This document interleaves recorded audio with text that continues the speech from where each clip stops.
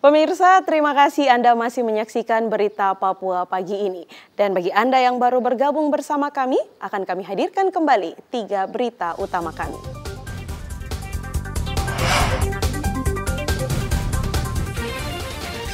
Polisi imbau simpatisan Gubernur Lukas NMB tidak berkumpul di Koya Tengah.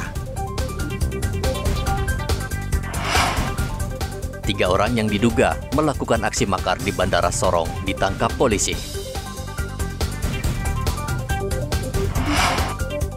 Penjual tahu dan tempe di Merauke memperkecil ukuran tahu dan tempe dagangannya agar tidak merugi.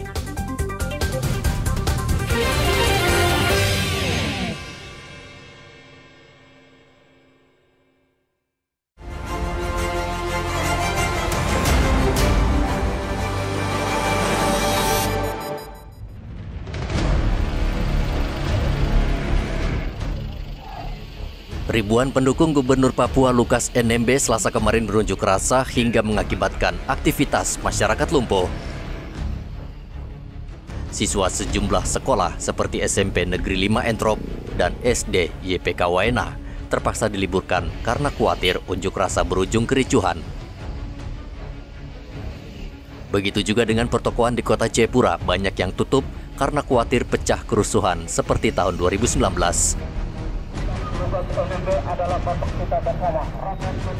Ribuan warga yang berada di Taman Imbi Pusat Kota Jayapura berorasi di hadapan sejumlah anggota DPRD Papua.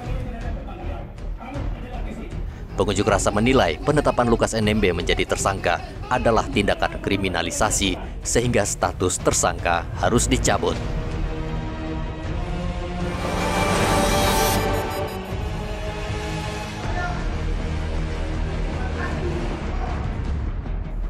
Puluhan warga di Mimika berunjuk rasa ke kantor DPRD memprotes bantuan atau dana hibah sebesar 4,5 miliar rupiah untuk kerukunan keluarga Toraja. Pengunjuk rasa membawa berbagai poster yang bertuliskan menentang dana bantuan tersebut. Ada 5 poin tuntutan pengunjuk rasa. Salah satunya meminta agar DPRD menghentikan penyaluran bantuan kepada Ikatan Keluarga Toraja. Mereka menilai dana hibah ke organisasi masyarakat terlalu besar. Pengunjuk rasa mengancam akan kembali turun ke jalan bila DPRD tidak menanggapi aspirasi mereka.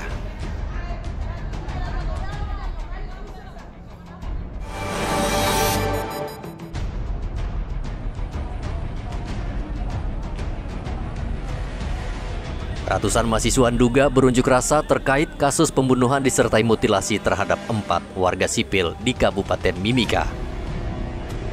Unjuk rasa digelar di halaman kantor DPRD Kabupaten Jayawijaya.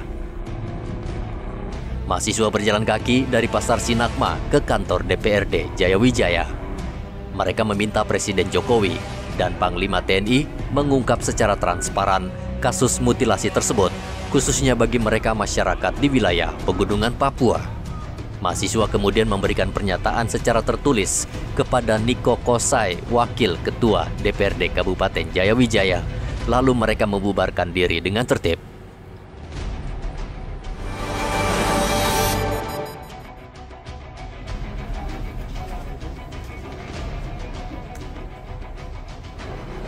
Empat potongan tubuh korban mutilasi di Timika diserahkan Polres Mimika kepada keluarga korban setelah keseluruhan korban berhasil diidentifikasi. Keempat korban tersebut adalah Arnold Lokbere, Lemanion Nirigi, Irian Nirigi, dan Jenius Tini. Sebelum diserahkan, keluarga harus menandatangani surat kesepakatan yang disaksikan kepolisian. Ratusan aparat gabungan disiagakan untuk mengawal iring-iringan mobil jenazah dari RSUD hingga ke kilometer 11 Kampung Kadunjaya, Timika.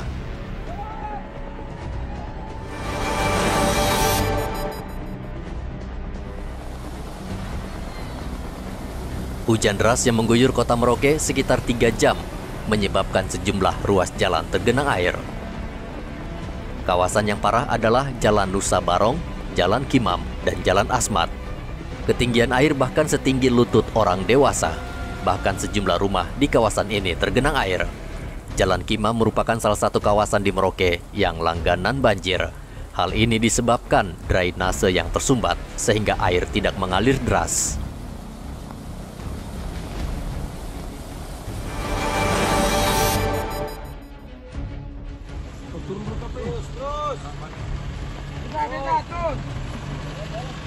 Polsek Salawati membakar pabrik minuman lokal jenis cap tikus yang terletak di tengah hutan di Kabupaten Sorong. Petugas cukup kesulitan melacak para pembuat minuman keras tradisional ini. Petugas menemukan sejumlah jeriken berisi alkohol, hasil suling buah yang biasa disebut cap tikus dan siap dijual. Selain itu, polisi juga menemukan 6 ton bahan baku miras yang masih berada di dalam drum. Keseluruhan barang bukti ini dibakar di lokasi.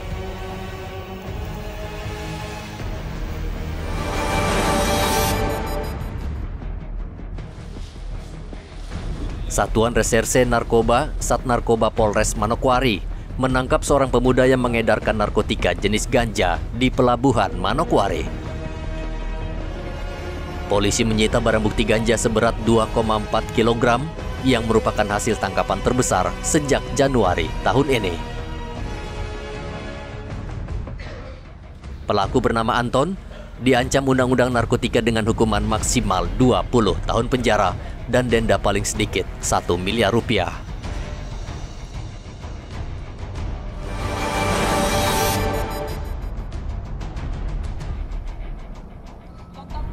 ...900 prajurit dari 2 batalion tiba di Merauke untuk menggantikan Satgas Pamtas TNI yang sudah bertugas selama 9 bulan di kawasan perbatasan Indonesia dan Papua New Guinea. 2 batalion Satgas Pamtas TNI berasal dari Batalion Yonif 511 di Biatara Yoda dan Batalion Yonif 725 Woroagi yang akan menggantikan Yonif 1213 Raja Wali dan Yonif 410 Alugoro. Kedua batalion ini juga akan bertugas selama 9 bulan di kawasan bagian selatan Papua.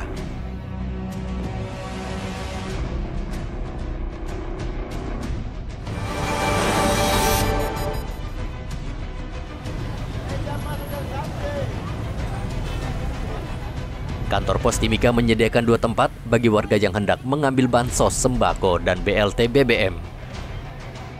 2 lokasi penyaluran berada di halaman kantor Pos Mimika. Pihak kantor pos cukup kewalahan melayani warga karena membludak. Mereka mengantre berjam-jam dengan membawa persyaratan berupa KTP, kartu keluarga, serta surat pengantar penerima BLT BBM maupun bansos sembako. Polisi yang dikerahkan untuk mengamankan penyaluran juga kesulitan dan terus menghimbau agar tetap mengikuti aturan agar penyaluran berjalan lancar.